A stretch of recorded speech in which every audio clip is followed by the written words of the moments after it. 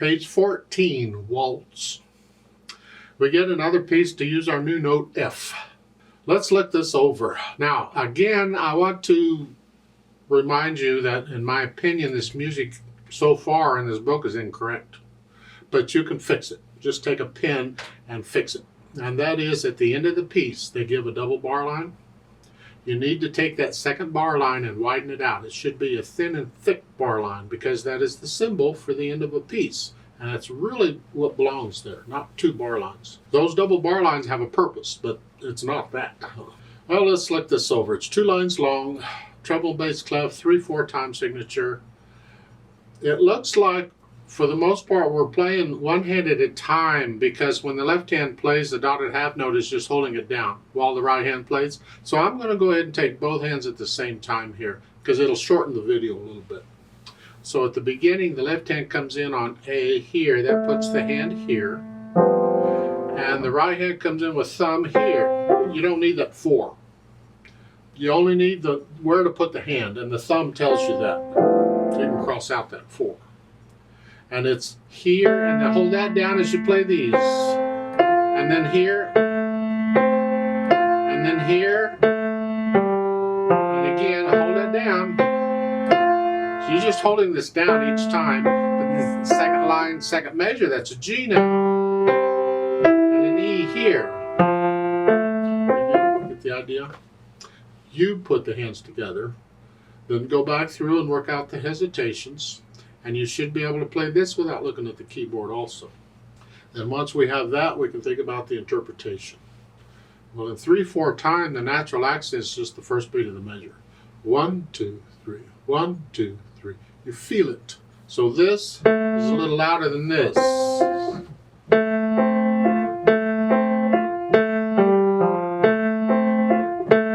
Just 1, 2, 3, 1. You pretend or imagine you're dancing in your head, and you're feeling 1, 2, 3, 1, 2, 3, because you'll dance to the natural accents.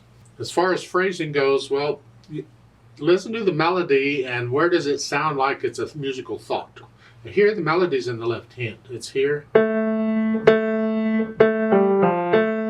To me, that's one thought. That's one phrase. Then the second line, that's another thought. So it looks like each line is one phrase. So at the end of the line, you lift up like taking a breath. The last line of the first measure, or the last measure, the first line is here. Lift up both hands like taking a breath. I mean, you have to lift up anyway. It's the same note, but this is a little longer. It's a little longer.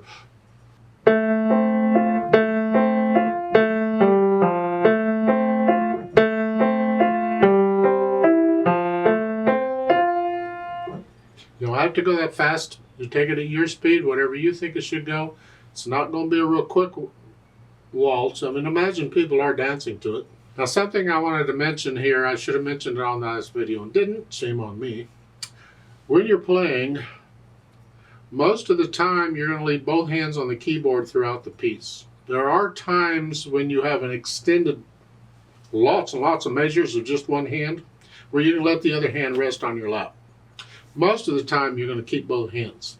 My point is the last measure here. Here, leave the left hand up here, even though it's not playing, until it's all over and both hands come off at the same time. So the last 2 measures would be here, and then they come off. Don't go and just take the left hand away. There are times when people are wanting to be showy and, oh, look at me, how wonderful I am, where they will do that sort of thing. They'll take one hand away, because I'm done with it, ha ha ha. Forget showy. Let's do good technique, and that is leave both hands on the keyboard while the piece is in motion. Now, there is another thing about interpreting music which I'd like to kind of introduce. I'm hoping you're kind of getting an idea now of the natural accents and the phrases that I've been trying to get through it, and the book will introduce this eventually. Why wait? I'm going to teach you now. Now, if you're struggling with all this, you can forget about the interpretation stuff. Just try and get it as best you can, because if you don't have a teacher, you can go through the book more than once, I hope, and then you can add the interpretation stuff on the second time around maybe. But the idea I want to introduce is the idea, what's known, or what I call, or some people call, it's not just me, is called bring out the melody. You see music, most music, there's a melody someplace with backup accompaniment stuff going on. Now there's always exceptions. Don't bother me with the exceptions. Let's just stick with this. In this piece, the melody is in the left hand.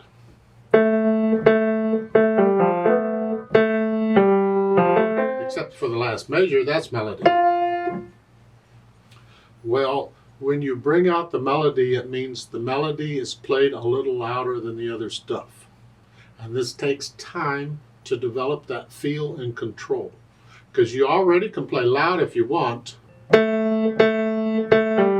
use a lot of weight. You can play softly if you want. Just lose a little weight. And in between, it's good practice. Well, here we want to play the melody louder than the other stuff. The other stuff is this. That stuff. So can you play the melody a little louder? If you have to exaggerate it, play it loud. And play this really soft at the same time.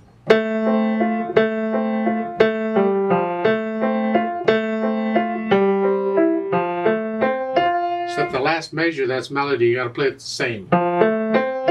It should sound like one hand played those last two measures. One hand played it all. It should sound like one hand played it. So that's melody. The idea with the others is we can hear the melody. Now, once you have an idea of that, then tone it down a little bit. Just play the melody a little. Play the melody where you want it. However loud you want it, play it. This stuff, play it softly.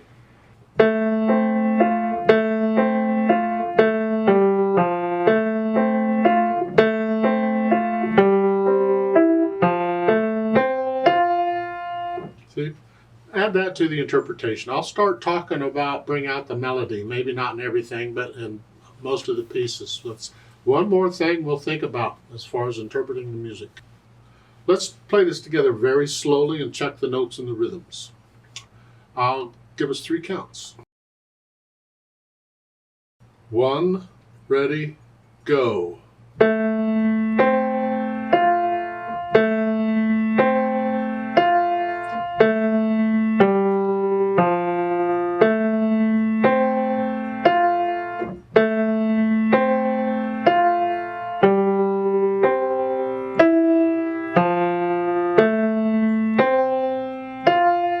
2, 3, off.